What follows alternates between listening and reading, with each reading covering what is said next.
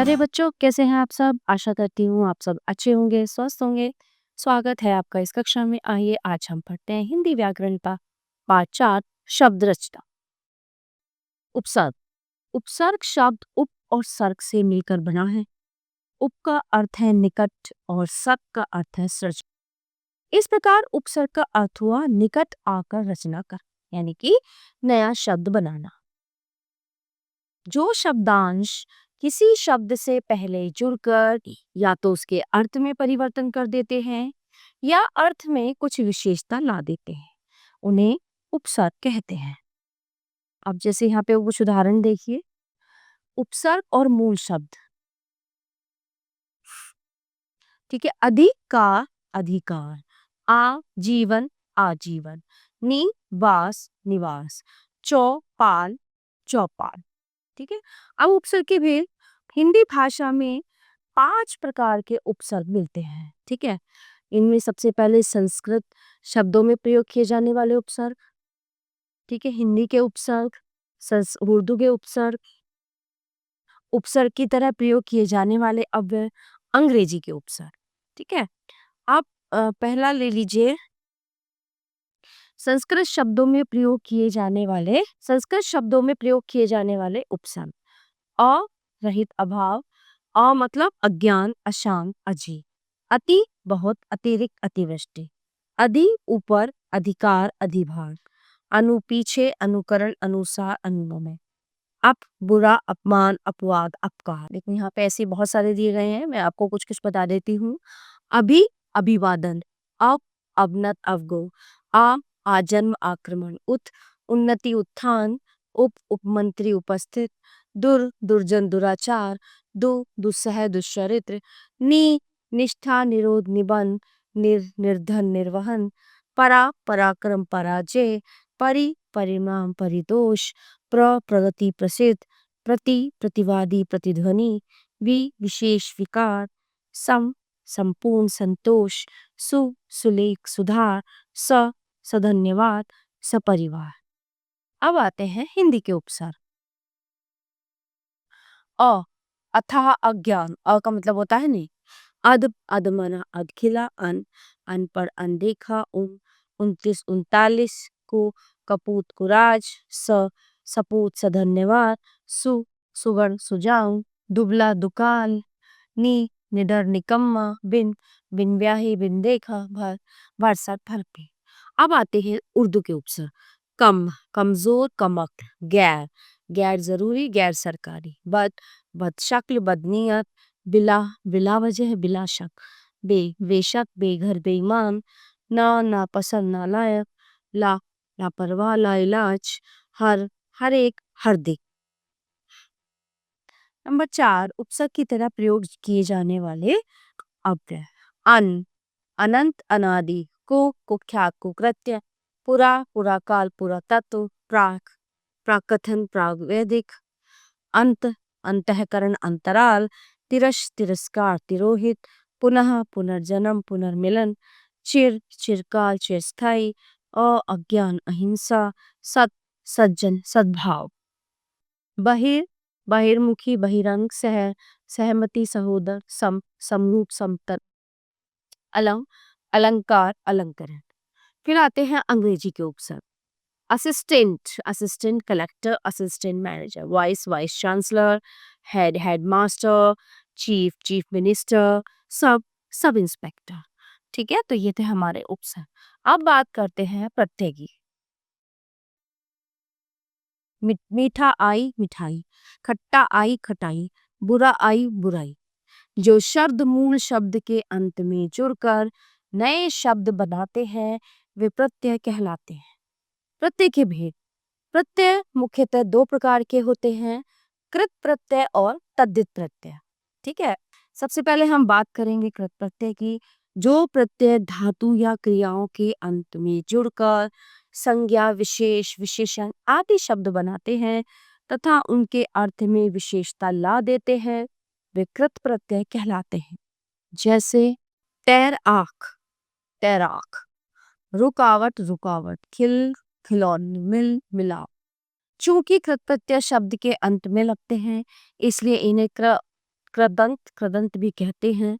संज्ञा बनाने वाले कृत प्रत्यय आई, लड़ाई लिखाई, आक तैराक चालाक, आन उड़ान थकान, ये इनकी धातुएं। ठीक है।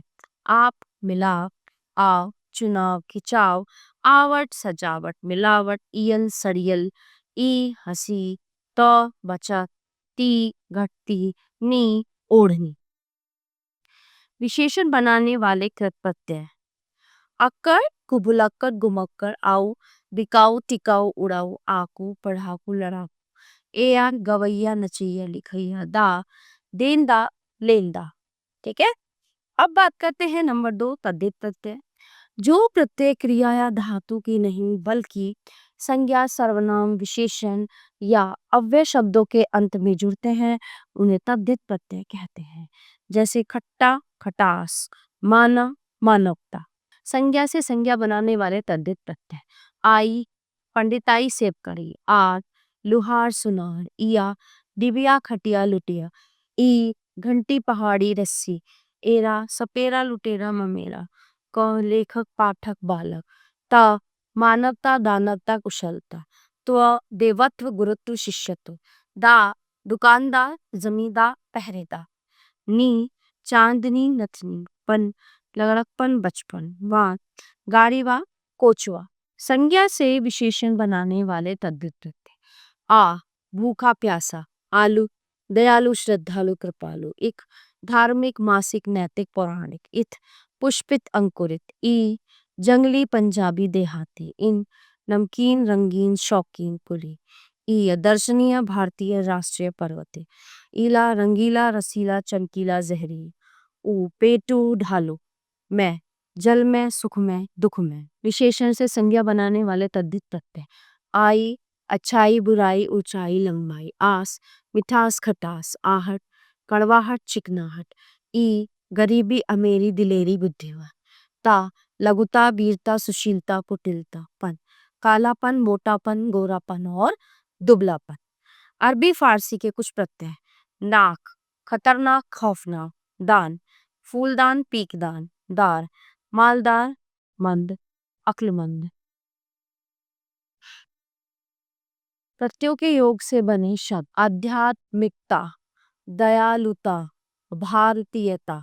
उपसर्ग प्रत्यय के योग से बने शब्द बदचलनी, बेचैनी, अनउदारता, परिपूर्णता, निलंबित, अपमानित, प्रदर्शनीय। उपसर्ग व प्रत्यय में अंतर। ठीक है। इनमें डिफरेंसेस क्या क्या है? उपसर्ग व प्रत्यय दोनों ही शब्दांश हैं। इनमें निम्नलिखित मुख्य अंतर ये होते हैं कि उपसर्ग किसी शब्द के आगे लगता है जबकि प्रत्यय किसी शब्द के पीछे जुड़ता है। उपसर्ग से शब्द के अर्थ में परिवर्तन संभव होता है जबकि प्रत्यय लगने के बाद शब्द के अर्थ में विशेष अंतर नहीं होता।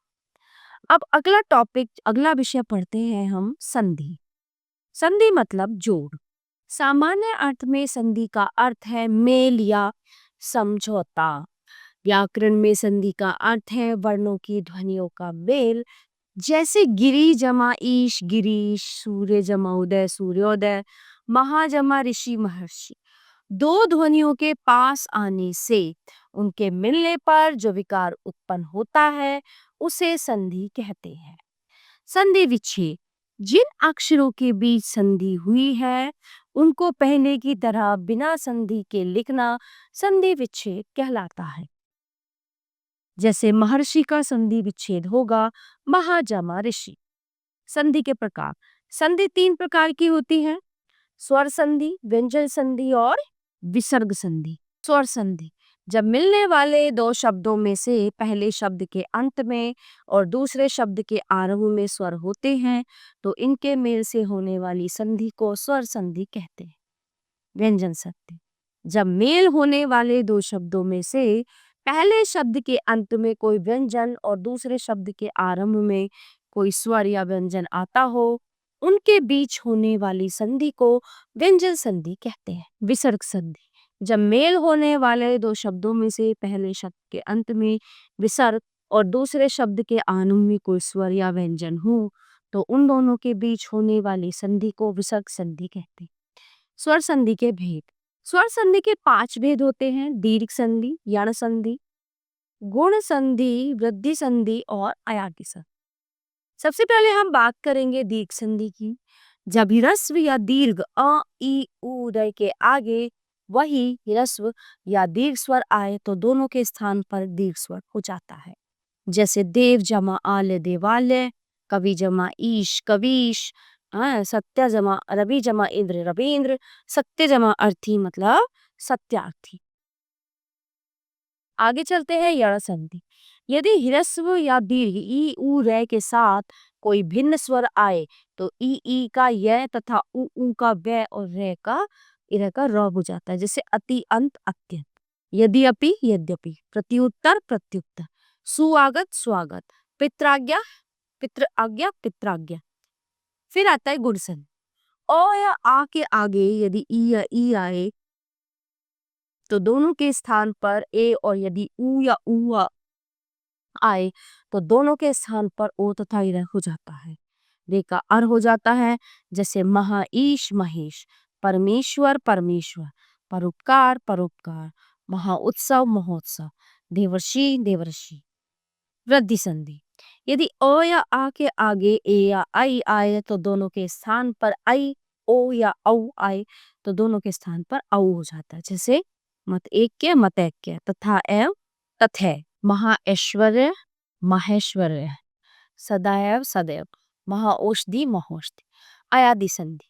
यदि ए आई ओ औ के आगे कोई भिन्न स्वर आए तो क्रमशः ए आय अव आव हो जाता है।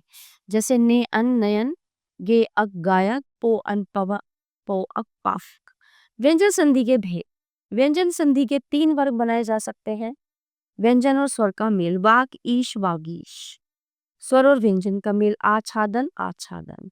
व्यंजन और व्यंजन का मेल, उत्ज्वल उज्ज्वल। व्यंजन संधि के उदाहरण: दिक अंबर दिगंबर, उतलास उल्लास, सच्चरित सरित, तत्लीन तत्तल्लीन, उतहार उद्धार, संहार संहार, शरद चंद्र शरद चंद्र, संवाद नीरस, अनुच्छेद, तद्भव, जगदीश जगन्नाथ, उद्घाटन, सन्मान, संसार, निरोग एंड और शराब। ठीक है। विसर्ग संधि, जिसमें ये बिंदियां यानी डॉट लगे होते हैं। विसर्ग संधि के कुछ उदाहरण इस प्रकार हैं: निचल निश्चल, निसंदेह, निर्मल, निष्पाप, निर्जन, निर्णय, दुष्कर्म, दुर्लभ, मनोरथ, मनोरथ। निश्चल निष्कपट, निराशा, निष्फल, निराकार, नमस्ते, दुर्गुण, दुर्बल, मनोयोग और मंच। हिंदी की संधियां। उपयुक्त सभी संधियां संस्कृत शब्दों की हैं। यद्यपि हिंदी भाषा में संधि की आवृत्ति नहीं होती, लेकिन हिंदी की भी अपनी कुछ विशेष संधियां हैं। जैसे पानी घाट पनघर, लड़कापन लड़कपन, बच्चापन बचपन, हाथकड़ी हथकड़ी, हार हर एक हरेक, सभी सभी, तभी तभी, नदी ओ नदियों, कभी, जभी, अभी, उसी, यहीं, भाइयों, वहीं। फिर आता है हमारा समास। समास का अर्थ है मेल द्वारा संक्षिप्त करना। सामासिक शब्दों के प्रयोग से भाषा में संक्षिप्तता और उत्कृष्टता आती है। उदाहरण के लिए राजा का पुत्र कहने के स्थान पर राजपुत्र कहना अधिक अच्छा और प्रभावशाली लगता है। यानी कि दो या दो से अधिक संबंधित शब्दों को मिलाकर एक संक्षिप्त शब्द बना देने को समास कहते हैं। घोड़े पर सवार घुड़सवार, माता और पिता माता पिता, राजा का महल राजमहल। सामासिक पद। समास करने के बाद जो शब्द बनता है उसे सामासिक पद या समस्त पद कहते हैं। जैसे राजा का महल से बना राजमहल, सामासिक या समस्त पद है। समास विग्रह। सामासिक पद को तोड़कर लिखना समास विग्रह कहलाता है। जैसे देशभक्ति का समास विग्रह होगा, देश के लिए भक्ति। समास के भेद। समास के 6 भेद होते हैं: तत्पुरुष समास, कर्मधारय समास, द्विगु समास, द्वंद्व समास, अव्ययीभाव समास और बहुव्रीहि समास। तत्पुरुष समास, जिस समास में दूसरा पद प्रधान हो उसे तत्पुरुष समास कहते हैं। जैसे राजा का पुत्र, राजपुत्र। हवन के लिए सामग्री, हवन सामग्री। अकाल से पीड़ित, अकाल पीड़ित। उपर्युक्त उदाहरणों में दोनों शब्दों के बीच का, के लिए और से परसर्ग आए हैं और समास करने के बाद ये लुप्त यानी कि गायब हो गए हैं। राजपुत्र, हवन सामग्री तथा अकाल पीड़ित शब्दों में दूसरा शब्द प्रधान है, क्योंकि राजपुत्र राजा का नहीं बल्कि पुत्र का बोध करा रहा है। इसी प्रकार हवन सामग्री में हवन नहीं बल्कि सामग्री मुख्य है। अकाल पीड़ित में भी अकाल से अधिक पीड़ित मुख्य है। तत्पुरुष समास के 6 भेद होते हैं। कर्म तत्पुरुष, इसमें कर्म यानी कारक चिन्ह को लोप हो जाता है। जैसे शरण को आया, शरणागत। माखन को चुराने वाला, माखन चोर। स्वर्ग को प्राप्त, स्वर्ग प्राप्त। करण तत्पुरुष, इसमें करण कारक चिन्हों से का लोप हो जाता है। जैसे हाथ से लिखित, हस्तलिखित। मुंह से मांगा, मुंह मांगा। रेखा से अंकित, रेखांकित। संप्रदान तत्पुरुष, इसमें संप्रदान कारक चिन्ह के लिए का लोप हो जाता है। जैसे युद्ध के लिए युद्ध भूमि, रसोई के लिए रसोई घर, देश के लिए देशभक्ति। फिर आता है अपादान तत्पुरुष, इसमें अपादान कारक चिन्ह से का लोप हो जाता है। जैसे भय से भीत, भयभीत। धर्म से भ्रष्ट, धर्म भ्रष्ट। रोग से मुक्त, रोग मुक्त। संबंध तत्पुरुष, काके की है ना, इसमें संबंध कारक विभक्ति काकी का लोप हो जाता है। जैसे पवन का पुत्र, पवन पुत्र। वायु का दूत, वायु दूत। ग्रह की लक्ष्मी, ग्रह लक्ष्मी। अधिकरण तत्पुरुष, इसमें अधिकरण कारक की विभक्ति में पर का लोप हो जाता है। जैसे वन में वास, वनवास। आप पर बीती, आह पीती। घोड़े पर सवार, घुड़सवार। दूसरा आता है कर्मधारय समास, जिस समास का दूसरा पद प्रधान होता है और दोनों पदों में विशेषण, विशेष्य का या उपमेय उपमान का संबंध हो, वो कर्मधारय समास कहलाता है। उदाहरण के लिए नील गाय, नीली है जो गाय। चंद्रमुख, चंद्रमा के समान। नील गाय शब्द में नील विशेषण है तथा गाय विशेष। इसी प्रकार चंद्रमुख शब्द में मुख उपमेय जिसकी तुलना की जाए तथा चंद्र उपमान जिससे तुलना की जाए, अतः यह कर्मधारय समास। कर्मधारय समास के अन्य उदाहरण, महाराज, महान है जो राजा। सज्जन, सज्जन यानी सच्चा व्यक्ति। द्विगु समास, जिस समास का पहला पद संख्यावाची हो और पूरा सामासिक पद किसी समूह का बोध कराता हो, उसे द्विगु समास कहते हैं। जैसे चौराहा, चाराहों का समूह। दोपहर, दोपहरों का समूह। अठन्नी, आठानों का समूह। त्रिभुवन, 3 भुवनों का समूह।